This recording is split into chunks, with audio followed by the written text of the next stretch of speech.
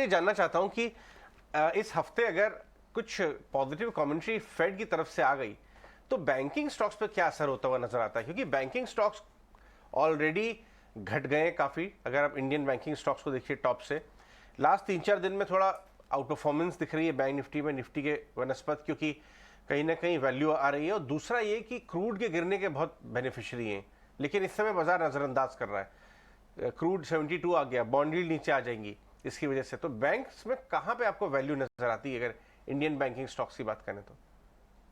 अविनाश। देखिए अजय, मुझे लग रहा है कि अगर फेड की कमेंट्री पॉजिटिव आती है और वो क्लियरली एक इंडिकेशन देते हैं कि आगे इंटरेस्ट रेट हाइक्स इतने जल्दी नहीं आएंगे, तो वो मेरे ख्याल से काफी बड़ा सेंटिमेंटल पॉजिटिव फैक्टर रहेगा। हालांकि देखिए अभी तो मार्केट में रिपोर्ट्स है कि 50 बेसिस पॉइंट नहीं बट 25 बेसिस पॉइंट हाइक आएगा। बट कमेंट्री जैसे आपने कहा, अगर डोविश होती है तो definitely banking stocks will benefit.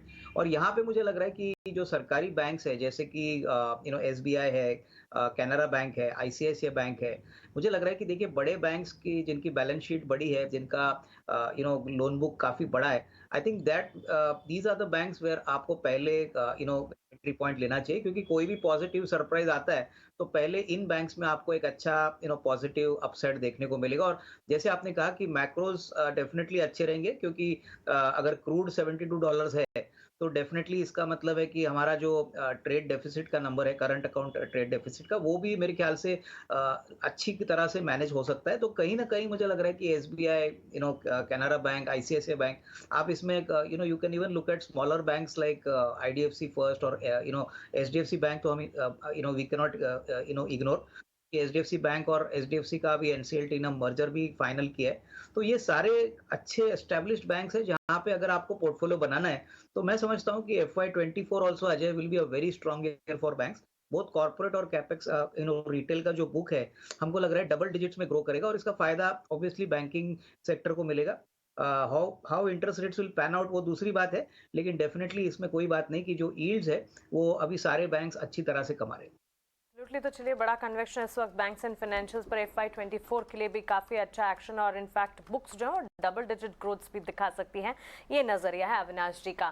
Finally अब प्रशांत सावंत हमारे साथ जुड़ भी गए हैं। Prashant, good morning. काफी तकनीकी दिक्कतें आई, लेकिन now that we have you, बताइए बाजार पर आपकी रणनीति क्या होगी, क्योंकि 17,100 के पार तो क्लोजिंग फ्राइडे हमने दिखाई थी। 17,000 अगर बचकर रहा तो फिर 17,200 से 17,400 के लेवल्स एंटिसिपेटेड है, या फिर क्योंकि डाउनसाइड 16,750 से 16,800 की खुल गई है, तो निचले स्तरों पर आपको लगता है कि गिरावट भी देखी जाएगी? किस तरह के सेंटिमेंट्स मार्केट पर आज देख रहे हैं?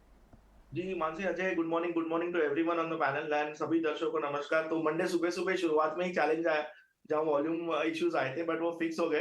तो एक बात तो ये होगी कि निफ्टी पे मेरी राय है, फ्यूचर्स पे, कि अपसाइड मैं पर्सनली वेट कर रहा हूँ कि एक बार 17,400 दिख जाए। डिफिकल्ट लग रहा है, वो दिख जाए तो मेरे लिए ये एक ब्लाइंड शॉर्टिंग लेवल होगा।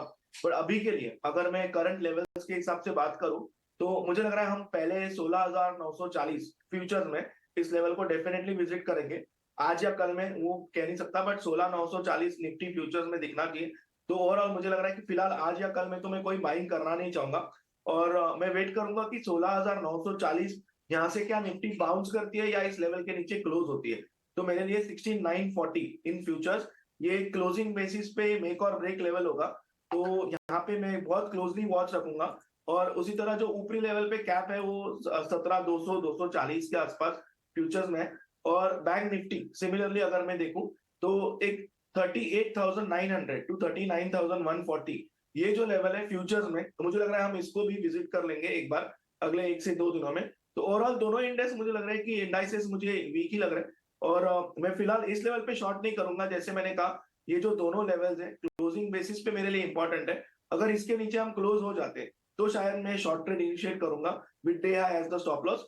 बट फिलहाल मैं इस लेवल को इन 2 दिनों में ट्रैक करूंगा।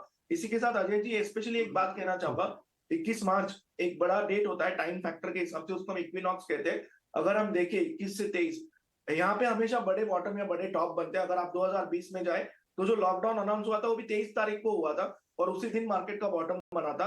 आप हिस्टोरिकली देखो, उस दिन बॉटम या टॉप्स बनते हैं, तो बड़े मूव्स इस वक्त आते हैं। तो इस हफ्ते में डेफिनेटली एक डिसीजिव फैक्टर होगा, तो थोड़ा सा वेट कीजिए, बट यहाँ से एक बड़ी मूव मिलने के चांसेस बहुत ज्यादा है। बहुत बढ़िया बात बोली आपने। टाइम स्टडीज के हिसाब से आपको 23 मार्च आप डेट वॉच करेंगे। ठीक है, हम भी आपके साथ वॉच करेंगे, उसके बाद बाकी का एनालिसिस अपने व्यूअर्स के लेके आएंगे।